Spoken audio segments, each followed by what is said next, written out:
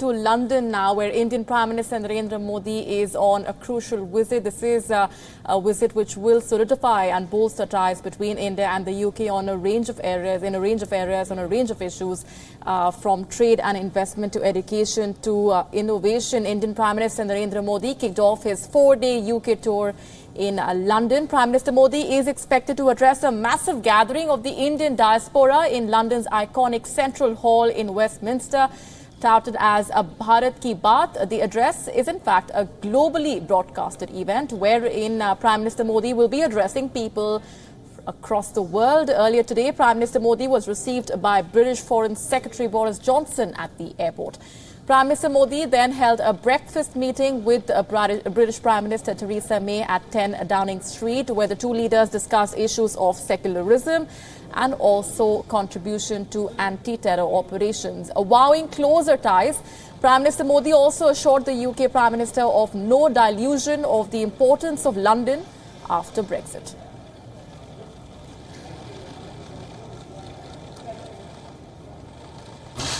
और मुझे विश्वास है कि हमारे संबंधों में आज की इस मुलाकात के बाद एक नई ऊर्जा मिलेगी और हमारे संबंधों को और गहरे और अधिक महत्वपूर्ण बनाने में हमारी आज की मीटिंग कामयाब है। इंडियन डायस्पोरा का बहुत बड़ा पॉजिटिव कंट्रीब्यूशन रहा है हमेशा यूके के जीवन में, और मैं समझता हूँ कि इंडियन डायस्पोरा भारत और यूके के संबंधों में एक बहुत बड़ा कैटलिस्ट एजेंट का रोल भी कर रहा है।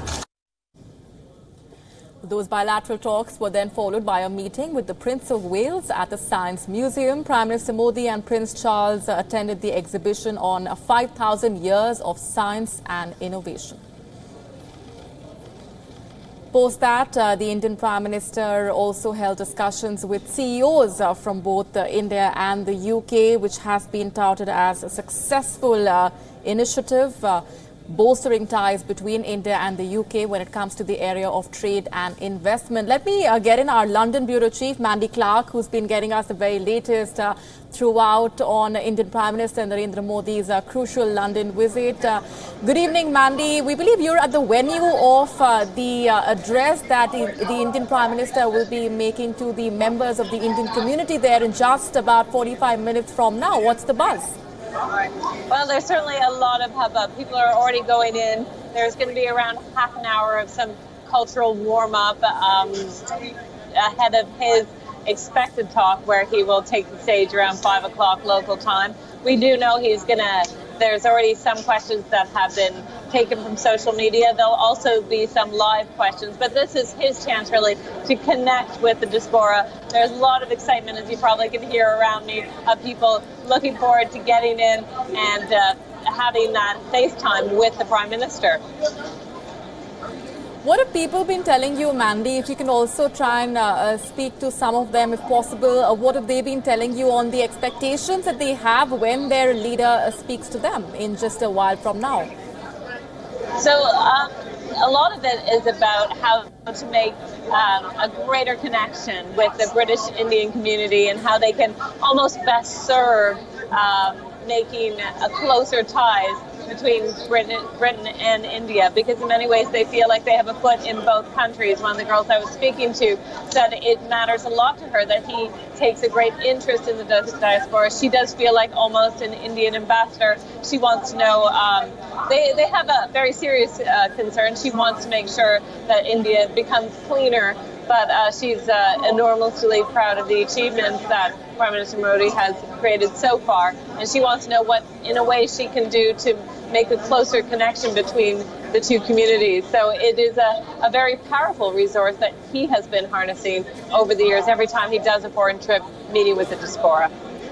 Mandy, a lot of anticipation, not just in India, but across the world over what's in store as part of Indian Prime Minister Narendra Modi's address, which begins in just 45 minutes from now. But take us through some visuals of where you are standing. Tell us of the arrangements that have been made. If you can also show us the arrangements that are underway behind you. Well, I'm currently in the press area.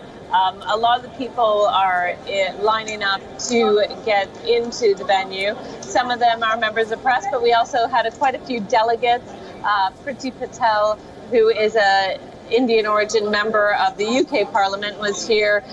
So was a few others. Looking forward to listening to his address. So there has been quite a few high-profile people coming to talk to the press.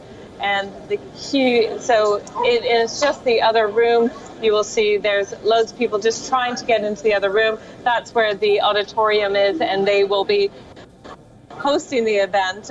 So there's a lot of excitement about talking to him. The queue to get in took hours, and it was around the block. It's a completely sold out event. So there is a lot of anticipation and expectation for him to really deliver and talk directly and one-on-one to the British Indian community here. And the importance that the UK attaches to this visit, Mandy, has been exemplified also with the red carpet welcome that's been given out to the Indian Prime Minister, the special welcome and the warmth with which he's been greeted there in London. Yeah, it's important to remember that this is the Commonwealth heads of government who are here, but it really seems he's got a very unique and red carpet treatment. As you pointed out, he's already met Prince Charles today. He had a meeting the Queen at Buckingham Palace. It's an honour that few heads of government have received. He has 2 meetings with Theresa May, an early morning meeting, then a later one, and then he's going to have a dinner with her as well. So certainly there is no doubt that he's got the attention of the royal, of the Parliament here, and they all want to show him an excellent time and show the value they place in the Indian-British relationship.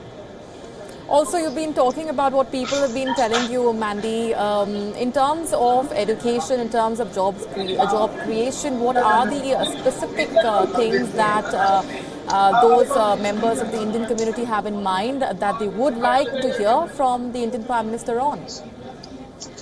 When in terms of job creation, there's a one person who mentioned that she would really like to see almost like a cross-country trade where perhaps some of the stuff are made in India, which is really part of the Narendra Modi's Make in India campaign, and then perhaps the outgoing will be in Britain. So she wants to see those deepening ties, how business can be much tighter. She would also said the key issue that's been repeatedly mentioned is the visas, making it easier for Indian business people and students to come here, access the education, access the trade markets, so that there can be deepening ties. So there is an expectation that that these talks, these bilaterals, will open the doorway to see a much greater ease of movement of Indian nationals being able to come in, and whether that goes ahead is yet to be seen. But